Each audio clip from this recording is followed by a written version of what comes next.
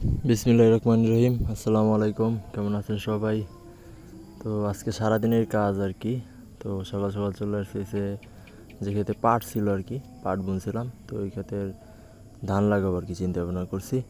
তো ওই জন্য বাতুর যে আল আছে, মানে ক্ষেতের আল যেগুলো, ওগুলো কুপাই দিতেছিলাম, মানে মাটি সরাই দিতেছিলাম। সাইডে অনেক মাটি জমে আসছিল। এরপরে বড় ট্রাক্টর আসছে, পানি দেওয়া হয়েছে, তারপর এখন হাল দিতেছি আর কি। তো বড় ট্রাক্টর দিয়ে হাল দেওয়ার পর এরপরে ইনশাল্লাহ চারা আর কি লাগাবো আর কি। তো দেখতে থাকুন আপনারা, আশা করি ভালো লাগবে আর কি। তো বড় ট্রাক্টর সাধারণত এমনিতে সব ক্ষেতের জন্য ভালোই, কারণ মাটিটা অনেক গভীর পর্যন্ত হাল হয়, এতে জমির জন্য ভালো আর কি।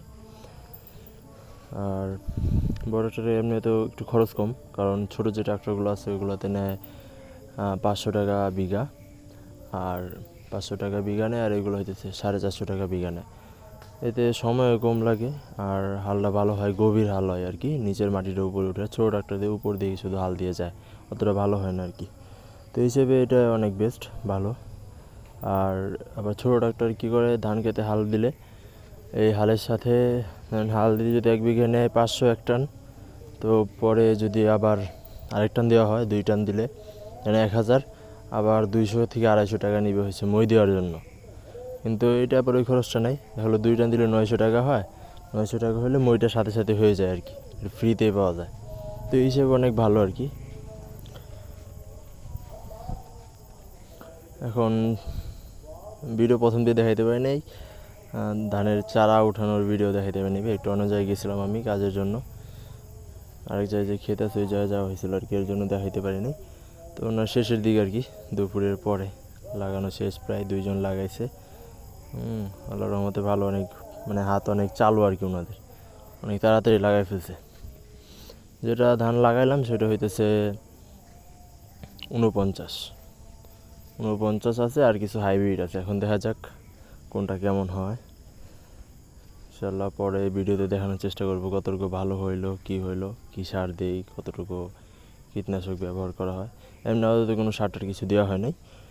এখন 7 দিন পরে দেখা যাক, ঘাসের যে ঘাস হবে ওই ঘাসের জন্য একটু বীজ দিতে হবে। তারপর আরও কিছু ধানের চারার জন্য আর কিছু সার যাতে ভালো হয়ে যায় তাড়াতাড়ি, এই জন্য কিছু সার দিতে হবে। পোকার জন্য কীটনাশক স্প্রে করতে হবে। দেখা যাক, আল্লাহ করে হয়ে গেলে হয়, বর্ষা না হইলে হয়, কারণ যে জায়গায় বুনছি পানি হইলে আবার রিক্স, পুরোটাই শেষ আর কি। দেখা যাক। তো বিকালবেলা চলে আসছে আবার ঘাস কাটতে। তো ঘাস কাটতে এসে দেখলাম একজন অনেকগুলো ছাগল খেতে ছেড়ে দিয়ে গেছে। আগে তো সবজি ক্ষেত ছিল, এটা আমার কাকার ক্ষেত। তো সবজি খেতে অনেকগুলো ছাগল ছেড়ে দিয়েছে, অনেক সুন্দর লাগতেছিল। ছাগলগুলো ছেড়ে দিয়েছে, এক পাশে ছিল কুকুরে দিয়েছে তারা, তো চলে আসছে সব আমার কাছে আর কি দৌড়ে। তো পাশেই নদীতে বড় বড় বালি নেওয়ার যে ট্রলারগুলো আছে ওইগুলো যাইতেছে। পরিবেশটা খুব সুন্দর আর কি, বিকালবেলা আবহাওয়াটা খুব সুন্দর ছিল আল্লাহর রহমতে। তো ভালো থাকবেন আপনারা, দোয়া করবেন আমার জন্য। ভিডিও ভালো লাগলে